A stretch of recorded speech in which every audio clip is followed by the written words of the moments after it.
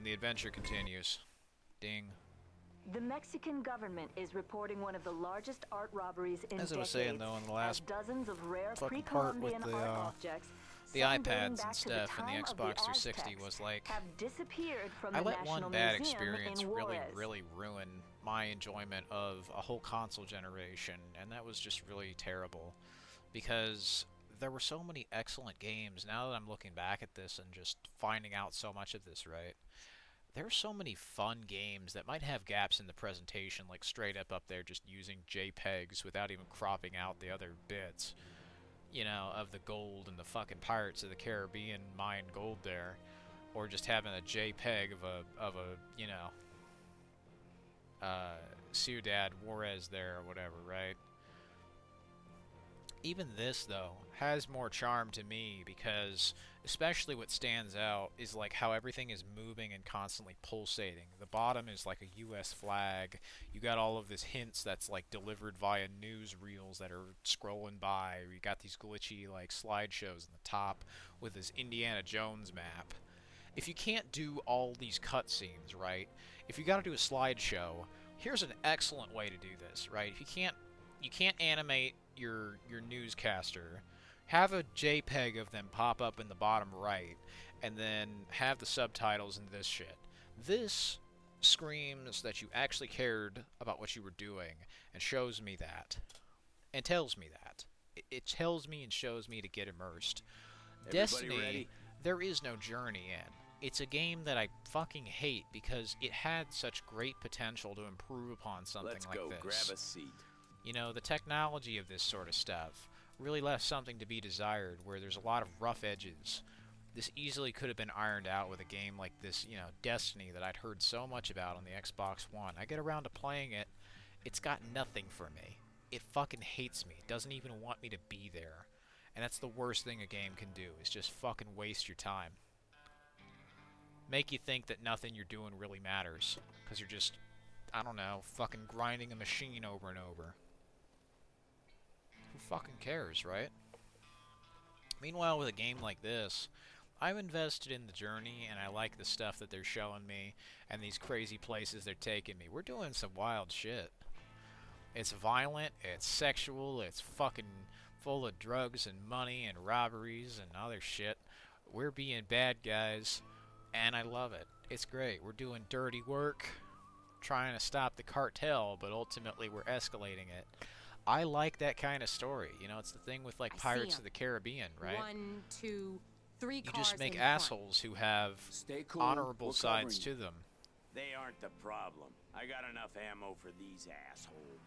Like they're at least, you know, sympathetic in a way. So even if there are gaps in the presentation, like it's little things like the light on the car there that has that effect in reality, even if it's a low res effect, I like that they still tried to pay attention to that.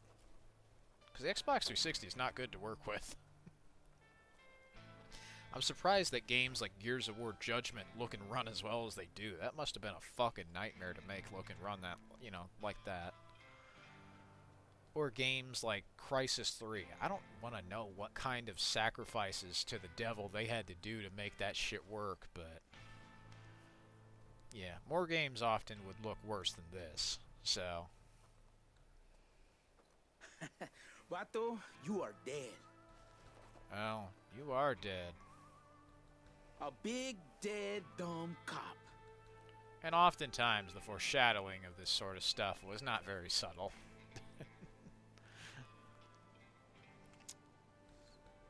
Where's she looking? Because I bet there's something she's hearing that we're not.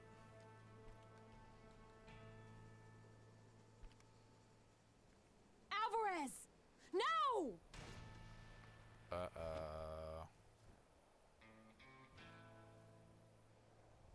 He killed them both.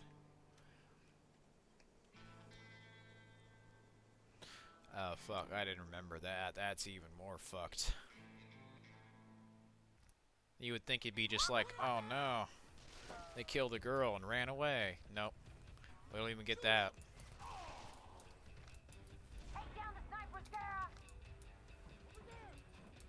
What the hell happened? No problem. Evan! Take him down. Who? Keep it together, Evan. I need you. Alright. Where's Jess? Is she okay? Can you see her? Is she alive? I don't know. Find Shit, her! grenade. Not now. Fuck. Alvarez, you motherfucker. So they have about the same ammo. Most of it.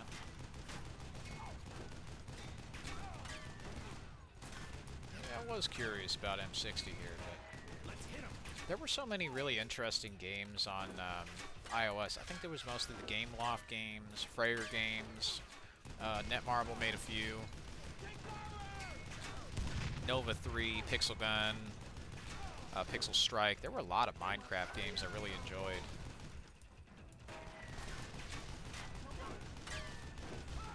Got that bitch. They were pretty good for a while. There were a lot of like Herobrine adventure games and Slenderman games as well. So there were some pretty good Slenderman games. Jetpack Joyride, Cut the Rope, Angry Birds. Plants vs. Zombies is where I congregated on the mobile, but unfortunately the older versions have been totally lost to time, and they're a lot more polished than the final ones that we do have on mobile today, where eBay. Well, they might as well be, because they keep selling their fucking shit constantly.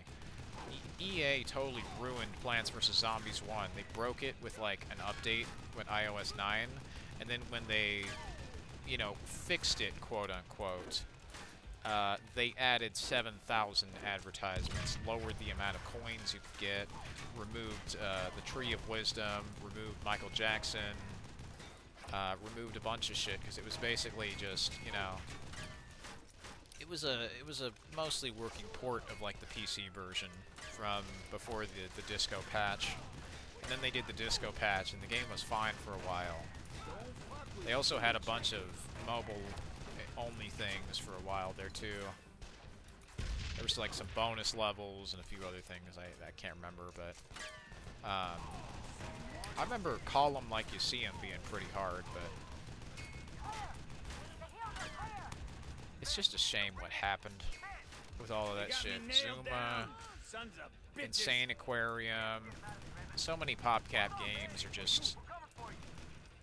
As much as I try to get into all of this colorful stuff, it's often just haunted by ghosts. You know, as much as I would love to What's enjoy going on up there? anime, all I can think of is my Would friend you just Caden, fucking kill him? who became a shell of himself because he got addicted to it and Xanax.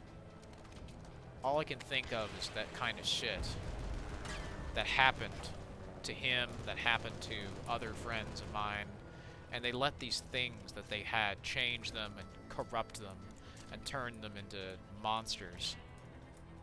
You know, how could something so colorful ultimately result in something so horrible? And I just look at what keeps happening again. What is it? It's devil worship stuff, a lot of satanic ritual stuff, a lot of themes of sacrificing and like people killing themselves. Often a lot of self-harm. They often like make being lazy seem like endearing traits. It seems like they don't really have a problem with the satanic imagery, right? I mean, there's a channel called Andy Pants Gaming, who I think has pointed this shit out, which is often why the crowds who associate with this stuff don't like him very much. He's also kind of, at times, hypocritical, but I do think that his message often is not invalid. It just shouldn't be the way every game is, because the problem is not so much that they have cartoonish, you know, shit for little children. It's that they're sexualizing it. It's that they have all of this garbage that's, you know, alongside it. You can't just have like a hot fudge sundae. They need to throw 5 shits and, you know, spit in it with AIDS. They need to weirdly hypersexualize stuff made for little kids. They need to add a bunch of, you know, fucking greed and microtransactions. You can't just do your job.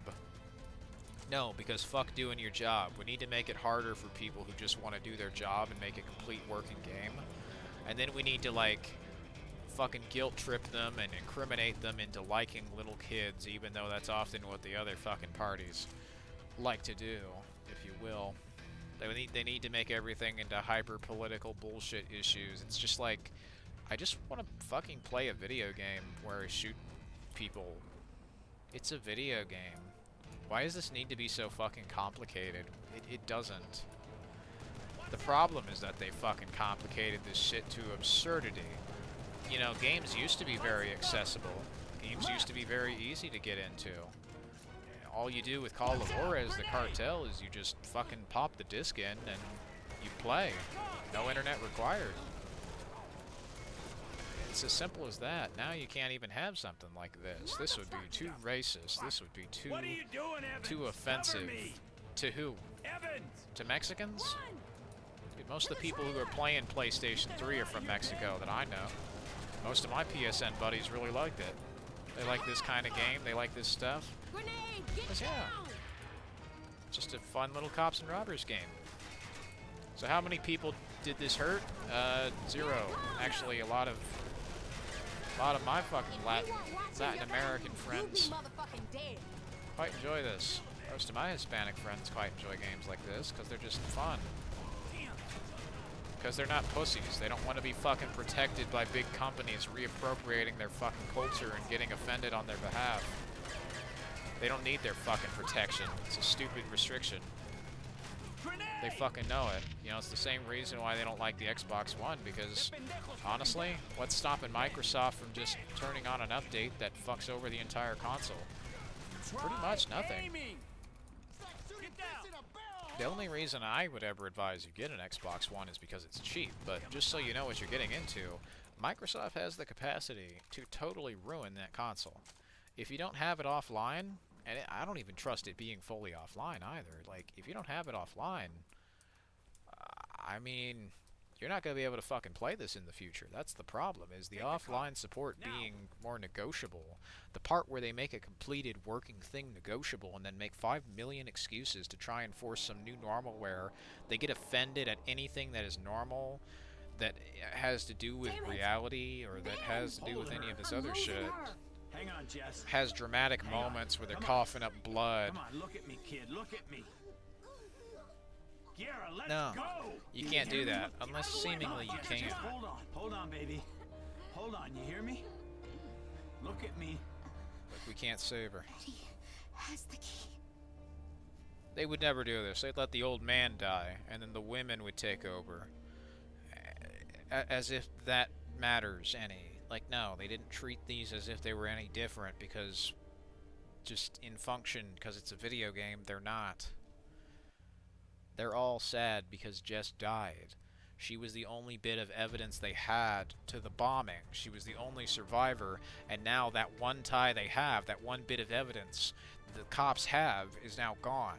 You can see that the stakes and the tension are set up. The backstory for McCall here, as him being vengeful against Alvarez for doing shitty things, raping people in Vietnam, is set up.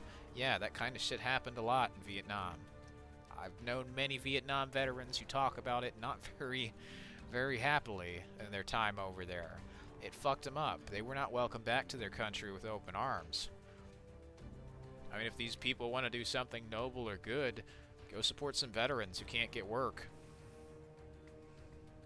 Go work in a fucking soup kitchen. Seriously, there are people who need food. But they won't do that. It's not about doing good. It's about control. Simple as that. So, that's enough of that shit. See you later.